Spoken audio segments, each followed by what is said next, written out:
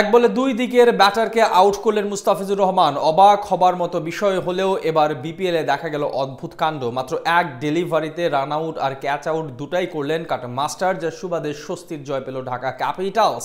বিপিএলে এমন ঘটনা দেখে এখন তোলপাড় ক্রিকেট বিশ্ব। সিলেটের বিপক্ষে মুস্তাফিজের ঘটানো এমন অদ্ভুত কাণ্ড সম্পর্কে বিস্তারিত জানবো রিপোর্ট।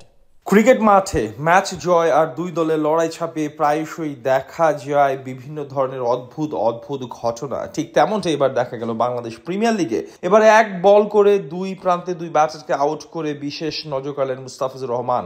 সিলেট স্ট্রাইকার্সের বিপক্ষে ম্যাচের গুরুত্বপূর্ণ সময়ে ঘটান এমন কাণ্ড। সিলেট আর ঢাকা পর্ব শেষে বিপিএল এখন চট্টগ্রামে। এরই মধ্যে চলতি মৌসুমে শেষ হয়েছে আজকের দিন সহ 28টি ম্যাচ, যেখানে জমে উঠেছে টুর্নামেন্ট।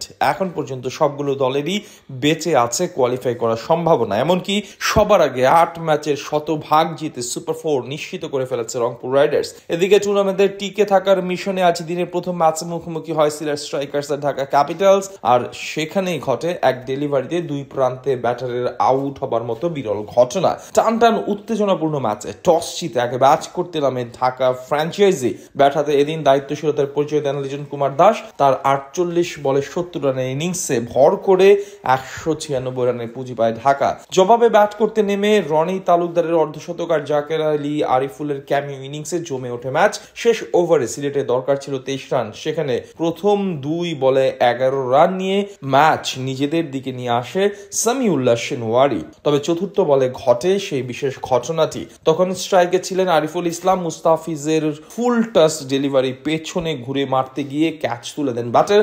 সাথে সাথে সহজ ক্যাচ তালুবন্দি করে নেন কাটা মাস্টার। তবে তার বলের হাইট অনুযায়ী সেটি নো বল হওয়ার একটা সম্ভাবনা ছিল। এদিকে ঠিক সেই মুহূর্তে নন স্ট্রাইক প্রান্ত থেকে দৌড়িয়ে ক্রিজের মাঝে চলে আসেন শেনওয়ারি।